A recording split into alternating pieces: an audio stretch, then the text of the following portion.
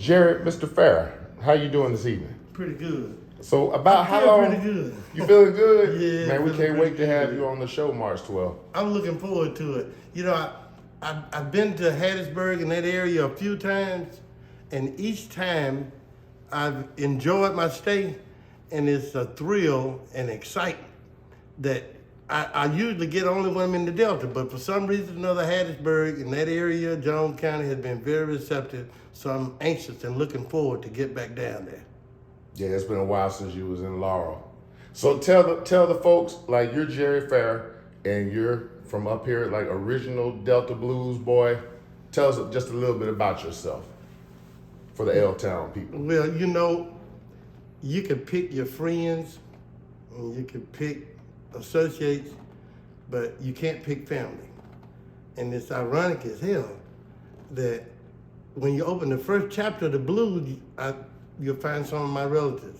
Booker White, B.B. King. Okay. Only a couple that I can name that you're probably familiar with that have been a part of the blues legacy. And it gives me an extra thrill to be part of continuing that legacy. We started at the church, but we ended up on the stage. The power of the Most High. And the thrill still ain't gone. And the thrill is not gone. The thrill is not gone. This is Jerry Fair, y'all, and we're gonna see him live on stage on March the 12th. March the 12th, Saturday, March 12th at the Magnolia Center. The L-Town Music Festival, featuring Jerry Fair and a whole bunch more. My wife is over there trying to give me some coaching. I can't hear you. She's making sound and doing that. Don't tell him. Look, what do you say? Tell him about the plot in Indianola, Museum. Yeah, and then you with anything here. Yeah, you got your own blues marker too, don't you? Yeah, we're featured in one of the blues markets, the Mill and Church Street in Indianola. Okay. Yeah, and she wanted to mention that. Come on. Yeah, about the Back It Up band. Okay. With Nate Kimball, we were with Nate Kimball. The Back It Up band was very, very popular. I don't know.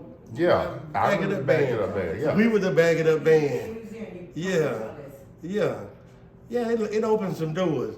My popularity grew, as an artist, primarily because of the folks on the B.B. King Museum.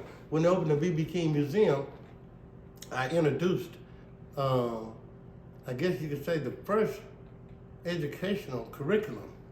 We offered applied guitar for beginners. And for the first year or so, we were like the house band, and I've met people from international audiences as well as local audiences. It better prepared me for open discussions about blues subjects as well as performing. So I guess you could say as an orator and as a performer, my ability was greatly enhanced through that experience with the B.B. King Museum. But we're still on the march. How long you been playing blues, Jerry? Man, the blues is a part of my life.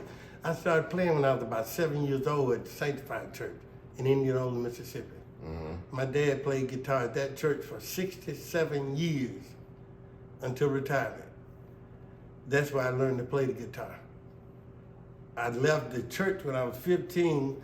My wife's cousin recruited me to play at a local cafe for $7 on Sunday evening to play at the cafe and back him up on guitar.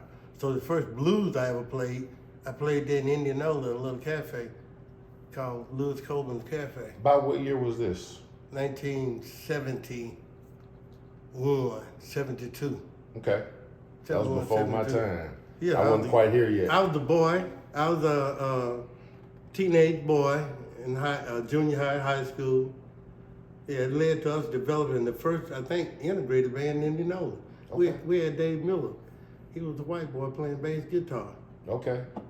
Hey, That was and the it's first all time about the blacks and whites played music together. inclusion. Exactly. Yeah. That's the thing I love about music, and that's why I'm into music, because music is the one thing in this world that is universal. It can unite everyone, and we all have something in common.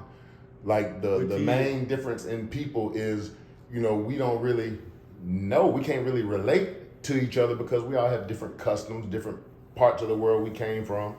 but the music is something that can speak to everyone. Generally, we are the same. Yes. Your likes and my likes are generally the same. We have particulars, but generally music is acceptable in all audiences. And I agree. Yes, indeed. So we're looking forward to March 12th at the L-Town Music Festival. You can tell them. As am I. As am I. Everything that this guy has done has worked. So I'm all in.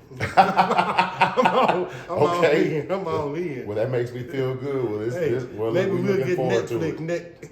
Maybe we'll get the Netflix net. Okay, well, I'll be working on it. Actually, yeah. Hey, they're doing a documentary, trying to get a deal with Netflix on Booker White. See, he's the lost treasure.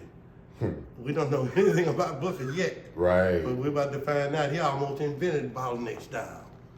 And my first time meeting him was 1966. He attended my grandfather's funeral. He was a memorable, well-dressed gentleman when I met him. But I didn't know he was a hell of a musician. He was revived. He had given up his career, and somebody found him and put him back on stage. He ended up at the Mexico Olympics. Okay. Brought him back.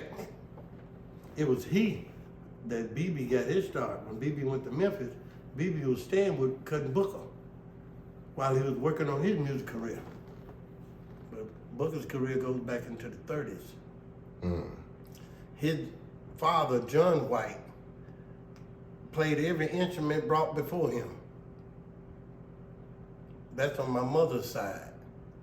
And on my daddy's side, it was Uncle Archie Fair, my granddaddy's brother, who was pastor at the Sanctified Church, where BB got inspired to be the musician he is.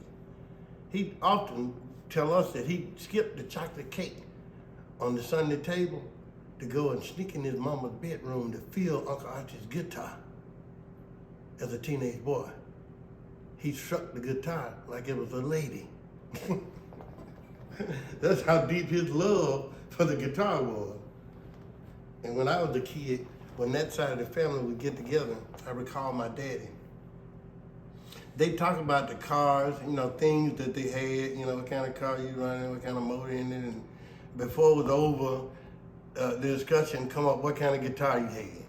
And this is back in the 60s when I'm a kid running around barefoot in the yard, but listening to the grown folk talk.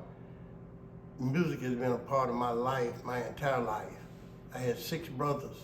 5 of those 6 played guitar before me. Cousins, aunties, uncles, musicians. I never tried hard. It was something that was given to me. And I think that was the reason me and my brothers couldn't be like the Jackson 5. They couldn't see how the baby boy is the shit. So we stayed into it. I know my part, your part, his part, and his part. I know everybody's part. But they wouldn't follow. I was the baby boy, and they wouldn't let me lead. So we'd argue and argue. Yeah, we do a little something together here and there. I get a call, hey, guess what? I just bought another guitar. They're still into it, but we couldn't do it together. Typical for the black community, huh? Yeah, all in guilty. We're guilty. Yeah.